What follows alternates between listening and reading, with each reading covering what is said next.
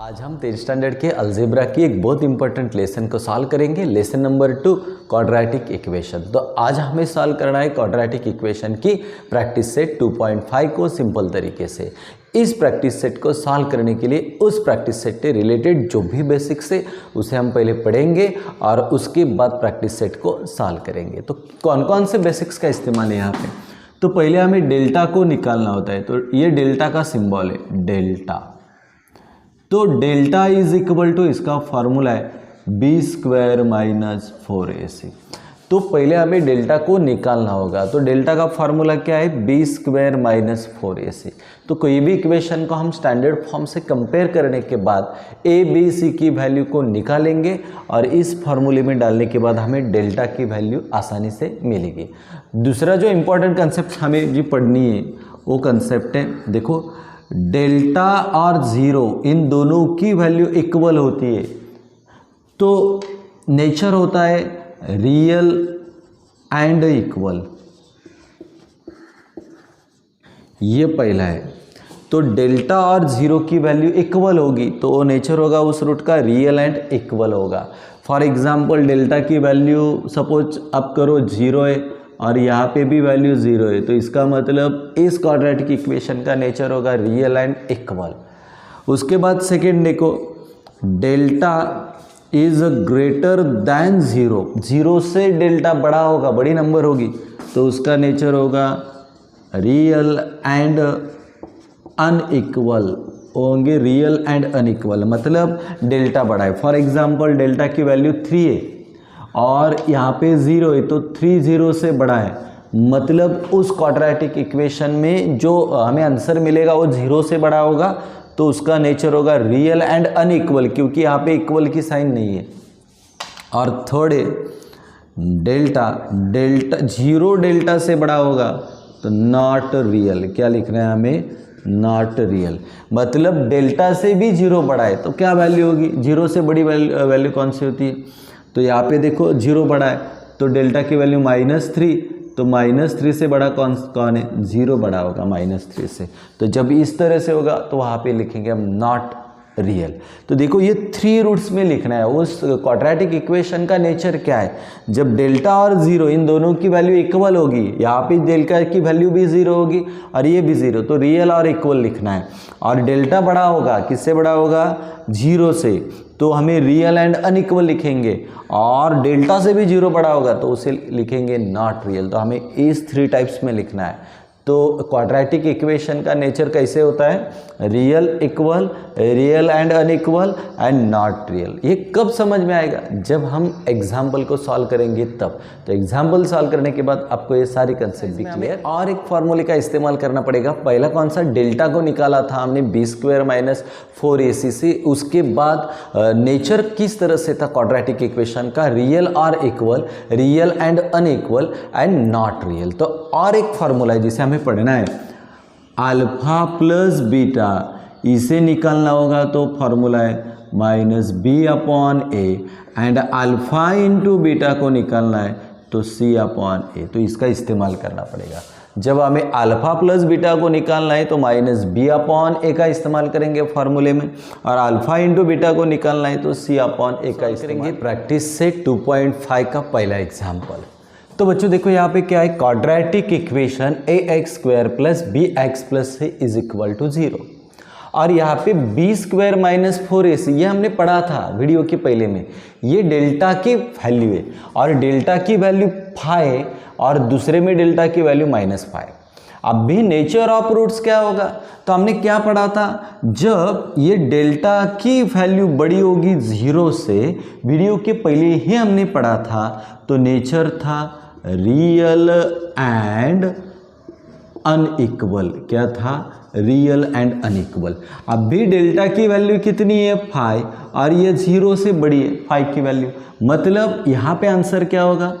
तो नेचर होगा real and unequal. क्या होगा? Real and unequal. अभी यहाँ पे देखो, यहाँ पे डेल्टा की वैल्यू कितनी है? डेल्टा की वैल्यू मेरे पास है -5। अभी 0 और डेल्टा, इसमें बड़ा कौन है? -5 से भी बड़ा कौन होता है? माइनस की जो साइंस होते हैं किसी भी नंबर को, कितनी भी बड़ी, तो 0 उससे बड़ा होता है। तो यहाँ पे 0 की वैल्यू बड़ी है डेल्टा से, क्योंकि डेल्टा की वैल्यू कितनी है? -5। तो -5 से बड़ा कौन है? 0। कौन बड़ा है? 0। अभी 0 बड़ा होगा तो उसका आंसर क्या होगा? Not real. तो रूट क्या होता है? नॉट रियल होगा। तो इस तरह से हमें पहला फिलअप करना है। यहाँ पे डेल्टा की वैल्यू +5 है, मतलब 0 से बड़ा है, तो रियल एंड अनइक्वल। और यहाँ पे डेल्टा की वैल्यू -5 है, मतलब 0 से भी छोटा है, तो होगा नॉट रियल। जो भी नंबर 0 से छोटे होंगे तो नॉट रियल लिखना है, और जो नंबर 0 से बड़े होंगे तो रियल एंड अनइक्वल। इस तरह। Second example, sum of root का सम कितना देके रखा है? 7, और प्रोडक्ट ऑफ रूट, मुझे प्रोडक्ट भी कितना देके रखा है? 5, मतलब उनका सम है 7 और उसका प्रोडक्ट है 5। ये दोनों देके रखा है और बीच में हमें आंसर लिखना है, क्वाड्रेटिक इक्वेशन को बनाना है। फिर कौन से फार्मूले का इस्तेमाल करके हम क्वाड्रेटिक इक्वेशन को बना सकते हैं? वो फार्मूला है x² minus alpha plus beta x plus alpha into beta. तो ये फार्मूला, इस फार्मूले के आधार पे हम क्वाड्रेटिक इक्वेशन आसानी से बना सकते हैं। अभी देखो ना, यहाँ पे x² minus alpha plus beta, मतलब सम किया है उनका, तो सम ऑफ रूट कितना है मेरे पास? 7, और उसके बाद ये x plus alpha into beta, मतलब उनका प्रोडक्ट है, गुना है उनका, तो उसका आंसर भी मेरे पास कितना है? 5 = 0। तो बच्चों इस तरह से ये बना क्वाड्रेटिक इक्वेशन। तो यहाँ पे आंसर होगा x² माइनस 7x प्लस 5 = 0। इस फॉर्मूले के आधार पे हमें बनाना है। क्या फार्मूला था? x² minus alpha plus beta x plus alpha into beta. तो x² लिखा, माइनस का साइन, और अल्फा प्लस बीटा मतलब सम है उनका, और वो आंसर था 7। उसके बाद हमने x को लिखा, फिर प्लस का sign, alpha into beta, product भी मेरे पास कितना है? 5। तो इस तरह एग्जाम्पल सॉल्व करेंगे। 2x² minus 4x minus 3 = 0, and alpha plus beta का आंसर लिखना है, एंड अल्फा इंटू बीटा का आंसर भी लिखना है। तो बच्चों पहले हम क्या करेंगे? इसे कंपेयर करेंगे ax² plus bx plus c standard form से। तो पहला a निकालना पड़ेगा, तो पहले x² के साथ 2a, मतलब a होगा 2, और उसके बाद b निकालेंगे, तो x के साथ -4 है, तो b मिलेगा मुझे -4, और अभी c को निकालेंगे तो यहाँ पे c क्या मिलेगा मुझे? -3। तो हमें यहाँ से निकालना पड़ेगा, इस इक्वेशन से a b c की वैल्यू को निकालना है। अभी हमें क्या निकालना है? यहाँ पे अल्फा प्लस बीटा, तो क्या फॉर्मूला था? -b/a। अभी यहाँ पे माइनस का साइन तो लिखो, माइनस। अभी क्या है? b की वैल्यू -4, तो अभी यहाँ पे b की वैल्यू लिखो -4/a। a की वैल्यू मेरे पास कितनी है? 2। तो देखो माइनस और माइनस कैंसिल, या माइनस माइनस प्लस होंगे, 4/2। अभी 2 के टेबल में 4 है क्या? 2 2 = 4, तो मुझे आंसर कितना मिलेगा? 2। तो मुझे अल्फा प्लस बीटा की वैल्यू कितनी मिली? 2। क्योंकि अल्फा प्लस बीटा को निकालने के लिए फॉर्मूला था -b/a, तो मैंने माइनस का साइन लिखा हमने, और b की वैल्यू थी -4, माइनस माइनस प्लस, यहाँ पे 4 और नीचे 2, 2 2 = 4। अभी हम निकालेंगे अल्फा इंटू बीटा, तो अल्फा इंटू बीटा का फॉर्मूला है c/a। क्या फॉर्मूला है? c/a। तो c मेरे पास क्या है? -3/, उसके बाद a की वैल्यू मेरे पास कितनी है? 2। तो ये मुझे मिला फाइनल आंसर -3/2। तो बच्चों इस तरह से हमें फार्मूले के आधार पे ये पहला जो एग्जाम्पल है इसके फिलअप से इसे कंप्लीट करने। अल्फा प्लस बीटा का फॉर्मूला -b/a, और अल्फा इंटू बीटा निकालना है तो c/a। तो c की वैल्यू थी -3 और a की वैल्यू थी 2। तो ये फिलअप करने के लिए हमें फार्मूले होने चाहिए, इसलिए वीडियो के पहले ही मैंने आपको करेंगे। दूसरा example, x² plus 7x minus 1 = 0, और फाइंड वैल्यू ऑफ डिस्क्रिमिनेंट। हमें डिस्क्रिमिनेंट की वैल्यू को ढूंढना है। कैसे सॉल्व करेंगे इस एग्जाम्पल को? तो पहले पूरा एग्जाम्पल इक्वेशन लिखेंगे, x² प्लस 7x माइनस 1 = 0। अब हमें ए बी सी की वैल्यू को निकालना होगा, तभी हम डिस्क्रिमिनेंट को निकाल सकते हैं। तो इसे कंपेयर करेंगे, comparing above equation, comparing above equation with किसके साथ करेंगे, a x square plus b x plus c is equal to 0। We get क्या मिलेगा हमें, देखो अभी पहले इक्वेशन को लिखना है, उसे a x square plus b x plus c इस स्टैंडर्ड फॉर्म से कंपेयर करेंगे। अभी हमें निकालना है ए को, तो एक्स स्क्वायर के साथ ए, एक्स स्क्वायर के साथ कोई भी नहीं, मतलब होगा 1। अभी x के साथ b है तो b को निकालेंगे, x के साथ 7 है तो b की वैल्यू 7 मिलेगी। अभी c को निकालेंगे तो यहाँ पे कौन सी नंबर है, -1। तो देखो यहाँ पे कोई नंबर नहीं, मतलब 1, यहाँ पे नंबर है 7 और यहाँ पे नंबर है -1। अभी हम निकाल सकते हैं डिस्क्रिमिनेंट को। तो डिस्क्रिमिनेंट डेल्टा से रिप्रेजेंट होता है सिंबल से, डेल्टा इज इक्वल टू क्या फॉर्मूला था, b स्क्वायर माइनस 4ac। अभी देखो b का स्क्वायर है, b मेरे पास 7 है तो 7 का स्क्वायर करना पड़ेगा, -4 इंटू ए की वैल्यू मेरे पास कितनी है 1 इंटू सी की वैल्यू भी मेरे पास कितनी है -1। देखो b की वैल्यू 7 थी, 4 इंटू ए की वैल्यू 1 थी और c की वैल्यू थी -1। तो 7 का स्क्वायर कितना बनेगा अभी 49 माइनस 4 1 जा 4 इंटू, देखो 4 into 4 into -1 is equal to 49 minus 4 1 जा 4, लेकिन साइन कौन सी है minus, 49 minus minus plus 4, total कितने हो गए बच्चों 53। तो डेल्टा की वैल्यू मुझे कितनी मिली 53। पहले ए बी सी को निकाल लेना है, फिर फार्मूला लिखना है बी स्क्वायर माइनस 4ac। उस फार्मूले में वैल्यू को पुटअप करेंगे, 4 इंटू 1, 4 1 जा 4 इंटू 1, तो 4 इंटू 1 4, लेकिन साइन है minus, minus minus plus, answer मिलेगा 53। तो इतने सिंपल ये एग्जाम्पल है, हमें कुछ दिमाग एग्जाम्पल को सॉल्व करेंगे। तो पहले कैसे सॉल्व करना है हमें आपको भी पता है। तो पहले हमें उस इक्वेशन को लिखना है, 2y square minus 5y plus 10 is equal to 0। अभी इस इक्वेशन को कंपेयर करेंगे, कंपेयरिंग अबो इक्वेशन,